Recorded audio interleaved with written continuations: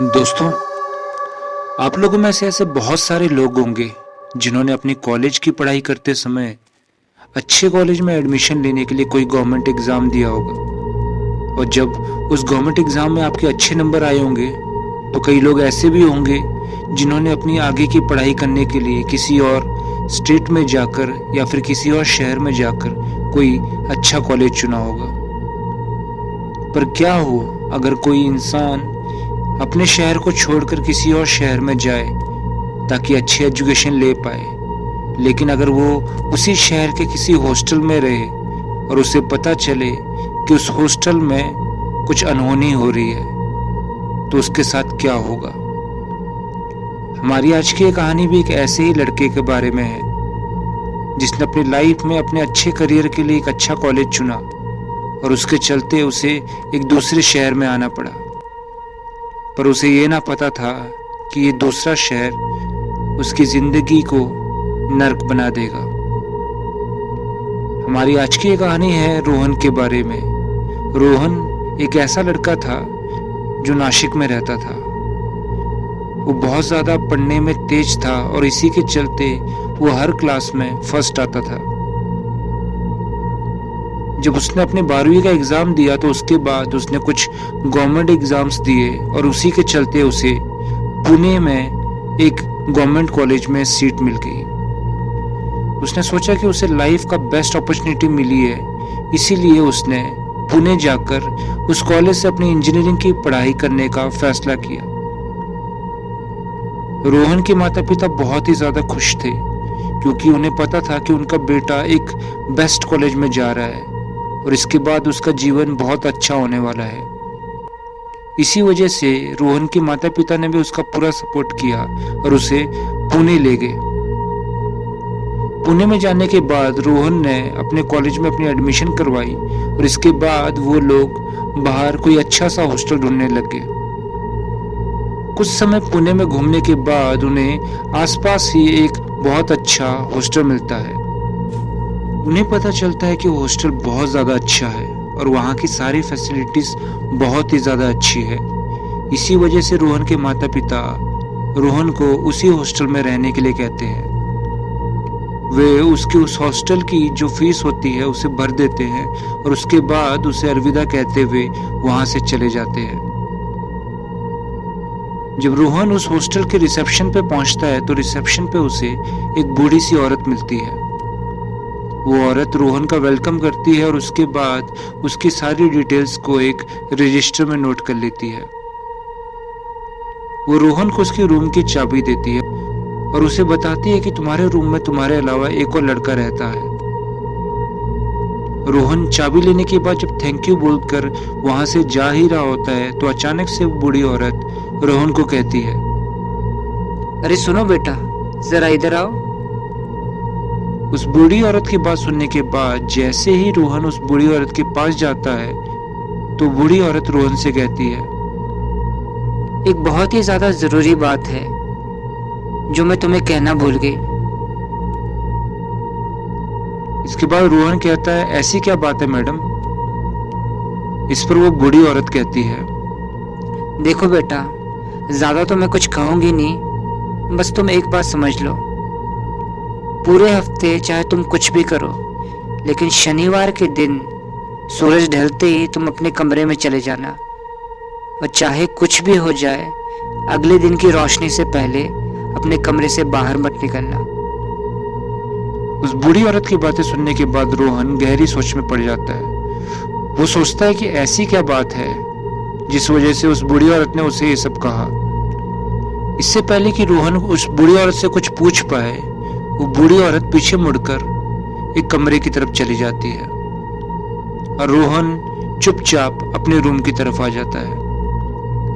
जैसे ही रोहन अपने रूम के पास पहुंचता है तो रूम का दरवाजा खोलते ही वो देखता है कि उसके रूम में एक और लड़का था जिसने हाल ही में शिफ्ट किया था।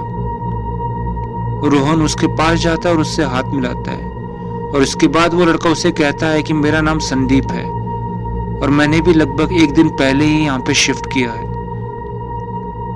दोनों थोड़ी देर एक दूसरे से बात करते हैं और अपने घर और अपने परिवार के बारे में बताते हैं।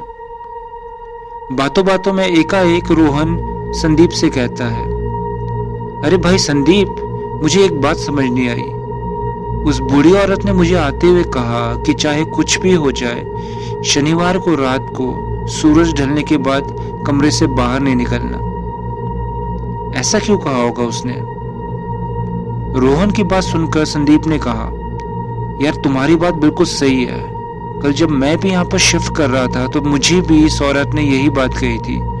उसने मुझे कहा था कि चाहे कुछ भी हो जाए, पर शनिवार को सूरज ढलने के बाद कमरे से बाहर मत निकलना, और जब अगले दिन की रोशनी पड़ेगी उसके बाद ही बाहर निकलना। दोनों इस बारे में बात कर ही रहे थे कि अचानक से रोहन कहता है, शायद उनकी उम्र हो चुकी है, इसी वजह से वो सटिया गई है, तभी वो हम सबको ये सारी चीजें कहती रहती है। और इस बात को वो दोनों वहीं पे भूल जाते हैं। अगले ही दिन रोहन का अपने कॉलेज में पहला दिन था, और इसी वजह से रोहन अपने कॉलेज में जाता है और अपनी पहली क्लास लगाता है। उसका पूरा दिन इंट्रोडक्शन में ही निकल जाता है, क्योंकि पहला दिन था, इसीलिए सारे के सारे टीचर्स अपना इंट्रोडक्शन देते हैं और साथ ही साथ सारे स्टूडेंट्स भी अपना इंट्रोडक्शन देते हैं। जब शाम को कॉलेज से छुट्टी होने ही वाली थी तो रोहन ने कुछ कॉलेज में नए दोस्त बना लिए थे। शाम को एकाएक उन दोस्तों ने कहा कि चलो यार, कॉलेज का आज पहला दिन है तो शाम को चलकर पार्टी करते हैं। इसी के चलते रोहन अपने सभी दोस्तों के साथ पास के एक क्लब में चला जाता है। सभी दोस्त क्लब में बहुत ज्यादा एंजॉय करते हैं और पार्टी करते हैं। वो खूब नाचते गाते हैं और डिनर करते हैं। डिनर करने के बाद भी वो खूब एंजॉय कर ही रहे थे कि एकाएक रोहन को याद आता है कि समय बहुत ज्यादा हो चुका है। जैसे ही रोहन अपने घड़ी की तरफ देखता है तो वो देखता है कि लगभग रात के 12:30 बज गए थे। रोहन सोचता है कि अब उसे बहुत ही ज्यादा समय हो गया है और उसका हॉस्टल भी अब बंद हो जाएगा। इसी के चलते रोहन अपने सभी दोस्तों को बाय कहते हुए अपने हॉस्टल की तरफ चल पड़ता है। हॉस्टल के पास पहुंचते ही रोहन देखता है कि उसका हॉस्टल पूरी तरह शांत था। रात के लगभग 1 बज चुके थे और उस समय हॉस्टल में चारों तरफ सन्नाटा ही सन्नाटा था। एकाएक जैसे ही रोहन अपने घड़ी की तरफ देखता है तो उसकी नजर दिन के ऊपर पड़ती है। वो देखता है कि शनिवार की रात थी और उसे समझ आ गया था कि ये वही रात है जिसके बारे में वो बूढ़ी औरत कह रही थी।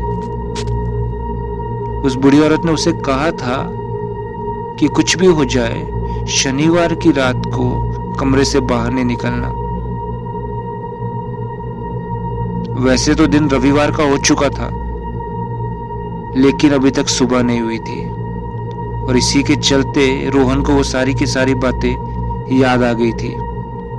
फिर एकाएक रोहन सोचता है कि वो सारी बातें सिर्फ एक अफवाह है और मुझे उन बातों पे ध्यान नहीं देना चाहिए।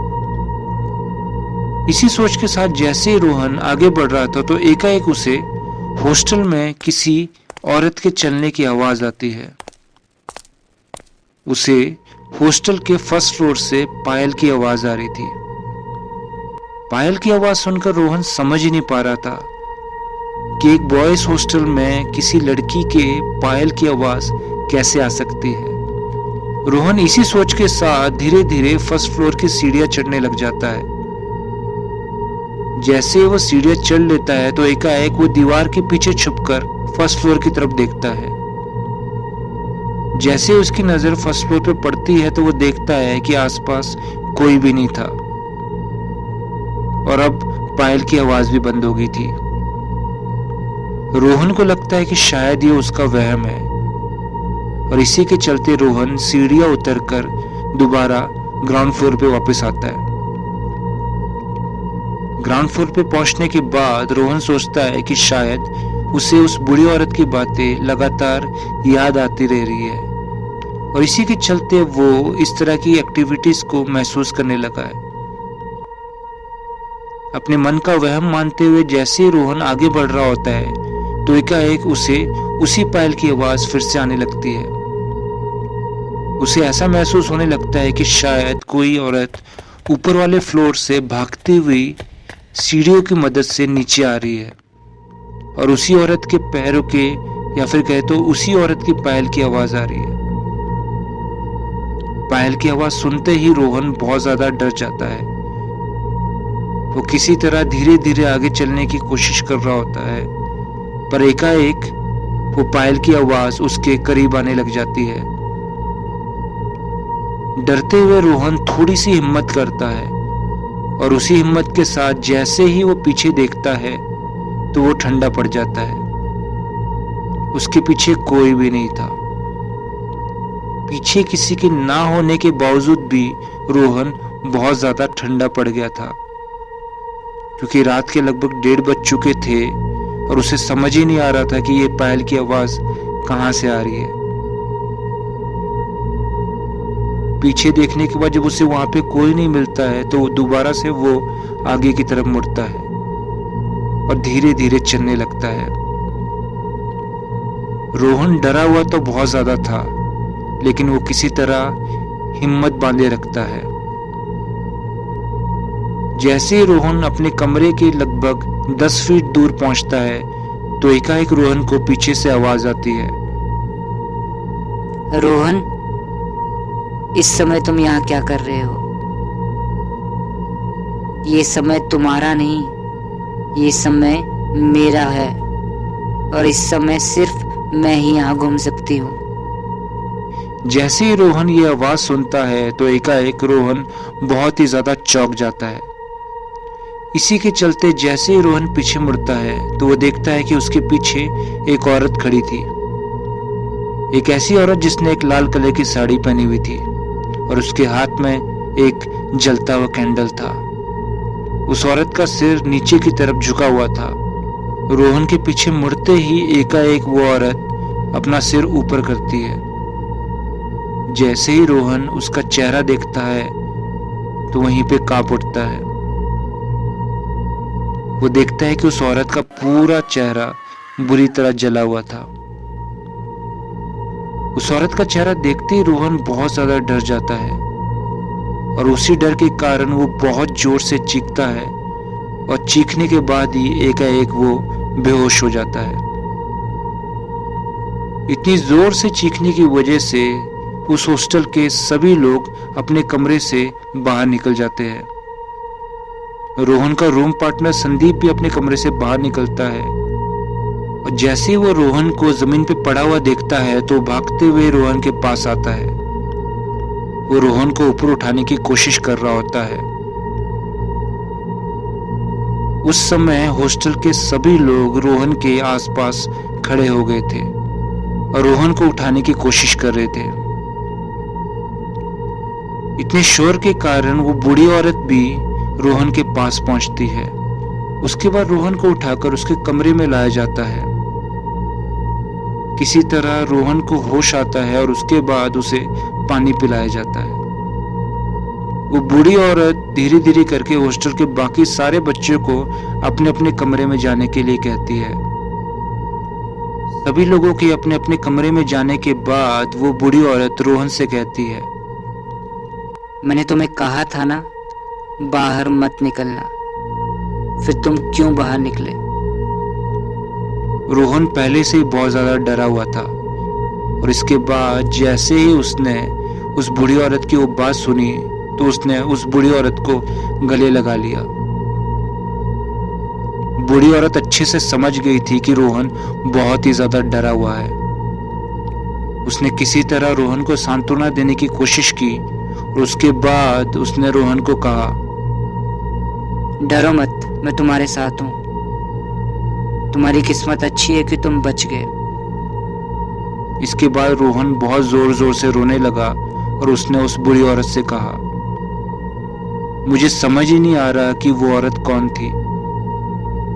प्लीज मुझे बताइए कि वो कौन थी और आज मेरे साथ ये हादसा कैसे हुआ। रोहन के अलावा वहां पे संदीप भी था। जब रोहन बार बार इतनी जिद कर रहा था तो उसी के चलते उस बूढ़ी औरत ने रोहन से कहा, वो औरत सुहानी है। सुहानी कई साल पहले इसी हॉस्टल में वार्डन के रूप में काम किया करती थी।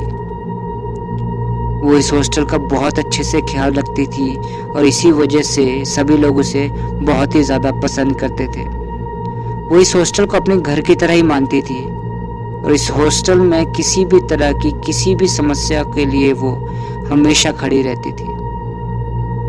एक दिन की बात है, जब सुहानी अपने घर पे किसी काम से गई हुई होती है तो एकाएक रात के समय इस हॉस्टल में आग लग जाती है। जैसे ही सुहानी को ये बात पता चलती है तो वो दौड़ी दौड़ी हॉस्टल की तरफ आती है। हॉस्टल को ऐसा जलता हुआ देख सुहानी से रहा नहीं जाता है और वो भागती हुई आकर हॉस्टल के अंदर घुस जाती है।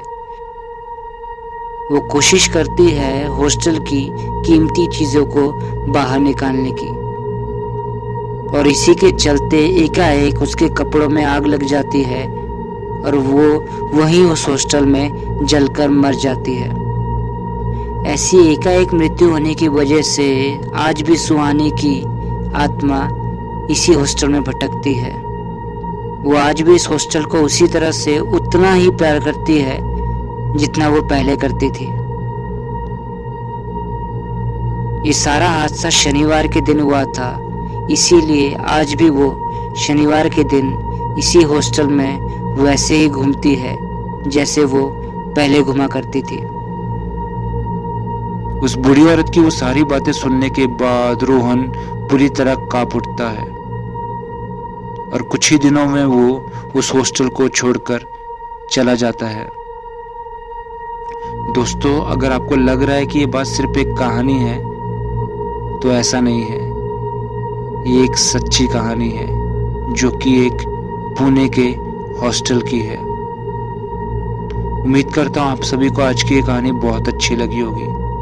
अगर आपको ये कहानी अच्छी लगी है तो इस वीडियो को लाइक करते हुए शेयर करना ना भूलें। अगर आपको भी हमारी कहानियाँ अच्छी लग रही है और आप भी चाहते हैं कि फ्यूचर में हम कुछ ऐसी ही कहानियाँ आपके सामने लेकर आएं तो हमारे इस चैनल को सब्सक्राइब करके बेल आइकन ज़रूर दबाएं। तब तक के लिए मिलते हैं किसी और रात एक नई कहानी के साथ।